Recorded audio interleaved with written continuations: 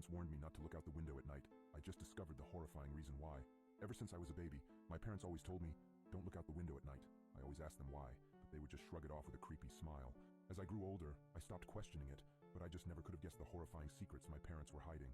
Everyone in my town also followed this weird tradition, so I thought it was normal.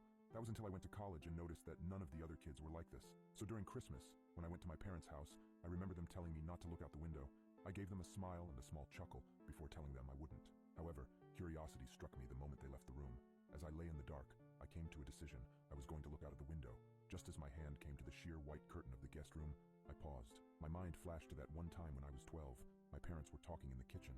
I was home with the flu and was about to make my way to the sink for some water, but I stopped at the doorway. I hid behind the wall, peeking my head out from the doorway just an inch. My mother was crying and my father was holding her and rocking. That poor little girl. I feel horrible for her family, whispered my mother. My father just nodded and continued holding her. I went back to my room after that. Several hours later, my dad came up to my room with several pieces of wood and boarded up my windows. What are you doing that for, Dad? I asked him. Oh, it's nothing. Just safety reasons, he replied. I learned at school the next day that a little girl was found dead the previous morning, the window broken and curtains torn. I snapped back to the present. My hand drew back from the curtain. I shook my head, cursing myself for being so weird. What was the worst that could happen? It was just a window, it couldn't hurt me, right?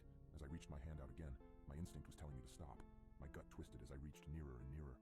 Just as I touched the curtain, a painful howl came from the forest surrounding the house. I flinched back, deciding to just lay down and try to get some sleep. I forgot how hard it was to get sleep in my hometown. Every night, coyotes howled for hours everywhere in town, or at least I thought they were just coyotes. The next night, I woke up in a cold sweat. I glanced over at the alarm clock next to my bed. It was midnight. I groaned and sat up in bed. A low growling sound from outside of my bedroom window. I thought back to last night and decided that I had made up my mind about looking out. I thrusted my arm towards the curtain and pulled back hard, almost ripping it away from the rod. I flattened myself against the wall next to the bed for a moment before I put one eye in front of the window. I immediately regretted my decision as I heard claws clacking up the house. I flung myself out of bed, tumbling on the floor. I stood up and got back up on the bed. I stuck my face closer to the window as the clacking got closer and closer. It suddenly stopped for a second before the most terrifying creature popped up from outside, emitting a horrible shriek as it did so. I can never forget its face, the way the hollow eyes oozed some kind of black substance, like tar, and the way its lips were pulled back into a gruesome grin, the teeth blood-stained and razor-sharp. It looked like it had 4 limbs, its front 2 slamming on the glass and pounding. As I was frozen in front of the window in terror, my parents burst into the room. My father held a shotgun. He marched up to my bed and yanked me away from the window. He pointed his shotgun at the creature, shooting a bullet at it. The thing scrambled away, leaving the window almost completely shattered.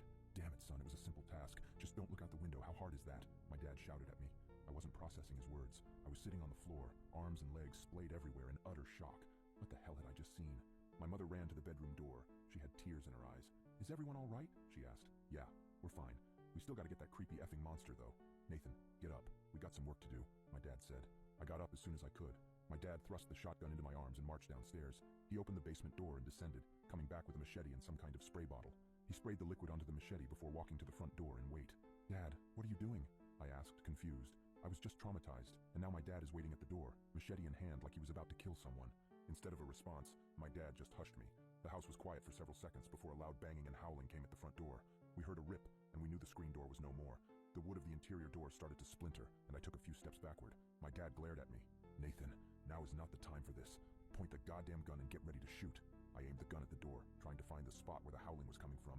The door was strong, but it wasn't indestructible. The creature burst through the door, and I pulled the trigger in a moment of terrified panic. My dad knelt down and brought his machete down on the abomination's head. The howling ceased, and my mom rushed forward with a tarp to cover the spot where the door was destroyed. Honey, are you okay? My mom asked for the second time that night. She came up to me and kissed my cheeks, as if to make sure I was still there. She went over to my dad and did the same. We're okay, both of you, get in the basement. I gotta clean this up. I asked, basement? Why the basement? Everything was going by at the speed of light, and I couldn't help but question everything that was happening at the moment. Let's just get in the basement. Your father needs to clean up, my mom said, grabbing my arm and pulling me to the basement. We sat on the couch down there for what seemed like hours before my dad came in and put the machete up. He sat on the chair in front of us with an exhausted sigh.